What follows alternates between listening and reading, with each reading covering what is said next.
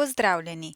V kratkem videu vam bomo predstavili vnos aktivnosti v zavihek ostale projektne aktivnosti v e-orodje za poročanje Mobility Tool Plus.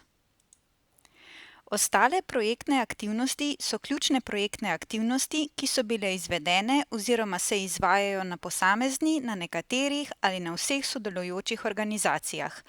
Med te aktivnosti ne uvrščamo aktivnosti učenja, poučevanja in usposabljanja, ampak na primer sestanke, ki so namenjeni vodenju projekta in načrtovanju projektnih aktivnosti, diseminacijske aktivnosti, evalvacijske aktivnosti, aktivnosti z otroci, učenci ali dijaki na posamezni sodelujoči organizaciji, aktivnosti in dogodke v lokalnem okolju in tako naprej.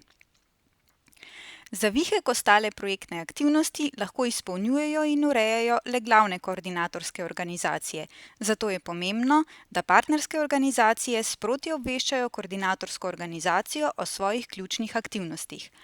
Da bo vsebina razumljiva vsem sodelujočim organizacijam, priporočamo, da je pripravljena v angleškem jeziku oziroma v jeziku partnerstva.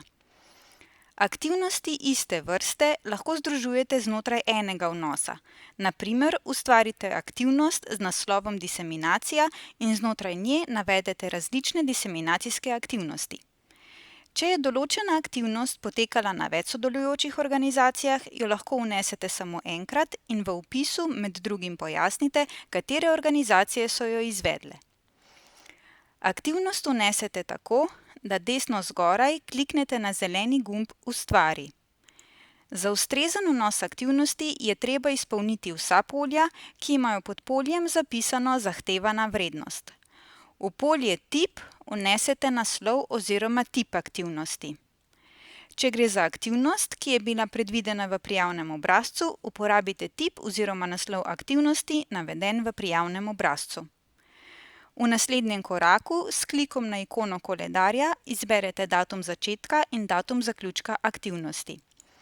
Pri aktivnostih, ki ste jih izvajali skozi celotno trajanje projekta, na primer diseminacijske aktivnosti, lahko za datum začetka aktivnosti izberete datum začetka projekta, za datum zaključka aktivnosti pa datum zaključka projekta. Ostane vam le še polje Opis, v katerega vnesete kratek opis aktivnosti, ki naj vključuje obravnavane teme, rezultate aktivnosti, uporabljene metode dela in orodja, učinke aktivnosti, sodelujoče organizacije in podobno. Pri sklopu aktivnosti, na primer diseminacija, v polje Opis vnesite vse aktivnosti, ki spadajo vanj. Na primer, objava opisa projekta na šolski spletni strani, predstavitev ciljev projekta na študijski skupini, predstavitev rezultatov prve virtualne LTT aktivnosti v učiteljskem zboru in tako naprej, in jih na kratko opišete. Priporočamo, da v opis aktivnosti vključite informacijo o tem, katera oziroma katere organizacije so to aktivnost izvajale.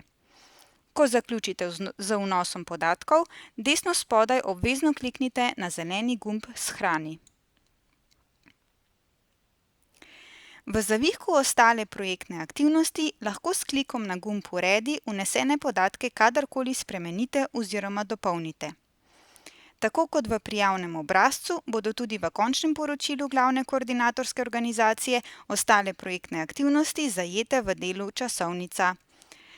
Da ne bo teh aktivnosti preveč, priporočamo, da v zavihek vnašate le ključne aktivnosti, torej tiste, ki jih želite izpostaviti, ker so posebej pomembne za doseganje zastavljenih ciljev in rezultatov projekta.